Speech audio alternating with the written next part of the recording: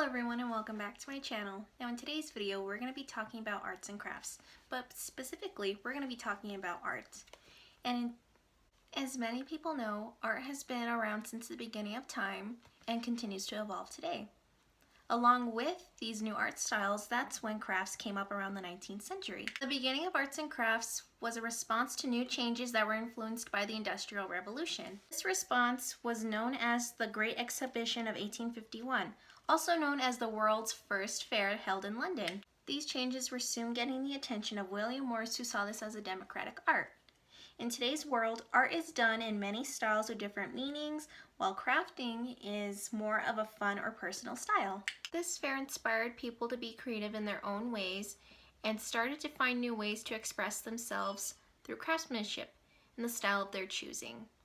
In today's society, we make art to our own liking or style we choose. I personally started doing art in 7th grade, but I felt like I never really learned anything until I got to high school. And in high school, that's when I started to learn a lot more than what I knew. In my freshman year, that's when I was excited for my first day of school and in my first day of art class. And that's where I got a really good art teacher that taught me how to do like the basics all the way to advanced techniques such as like blending, shading, and highlighting, and pretty much new ways to make your art. Pretty much just transitioned every so often to new mediums, and I can do anything with all these different types of mediums, not just separate but together. And now that I have experience and expectations of how things will turn out, unless if something unexpected happens. One of my favorite things about that class was learning how to use the different mediums in the class, such as colored pencils all the way to markers and paint and ink.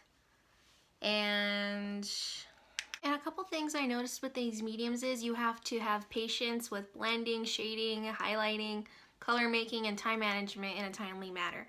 And what I mean by this is the different mediums, they're all different depending on what they are, such as ink. Ink dries up pretty quickly, but it can activate with water. Acrylic paint takes a little while to dry, and it's very blendable, such along with the inks and with colored watercolor. Like with pencils and colored pencils, you do have to have the patience to gradually add color and to add in the highlights and the shadows and see where everything goes, so that way it can come to life depending on what you're making. And then I transitioned into acrylic paint, which then that also needed patience too. And of course, when I was in this class, I used a variety of different mediums, but most of them I did use a lot, but some of them I didn't really use that much, such as charcoal and colored pastels and oil pastels. That to me really isn't like my type of thing. Ink and paint are more or less my type of, I guess, strength when it comes to me doing art. And here are a few examples of my projects that I've done over the years in high school.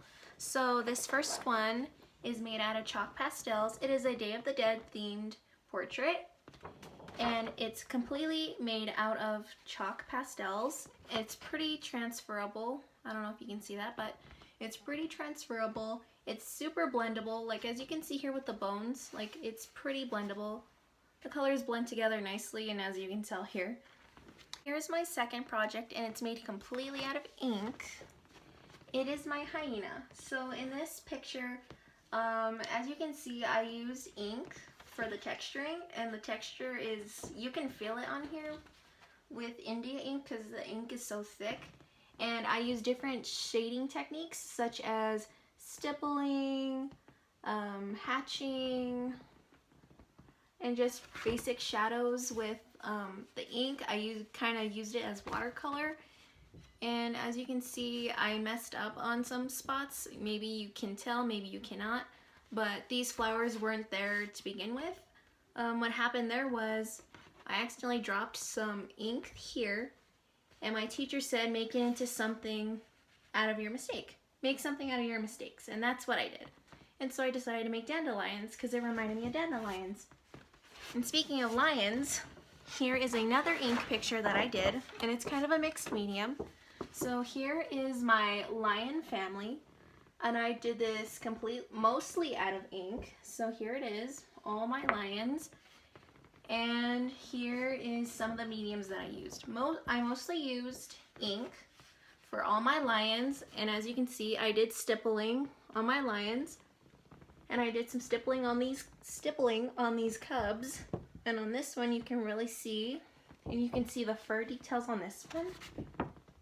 And about the mediums, like I said, I used mainly inks, but I also used acrylic paint on the tree for highlight because you couldn't really tell like without the white.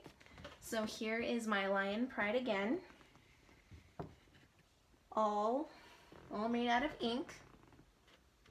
And here is my sea monster that I painted in my senior year of high school. As you can see, there's a lot of blending going on to get the water effects and the shell of this monster and the blood in this monster's mouth. And you can look here, the remoras, I think they need more shading by the looks of them, and just a lot more in general. And then as you can see, it gradually gets darker the more like deeper it gets. And yeah, so that's all of my projects so far. I hope you guys enjoyed this video. Next video, I'm gonna show you one of my crafts I'm gonna do, and I hope to see you guys next time. Bye guys.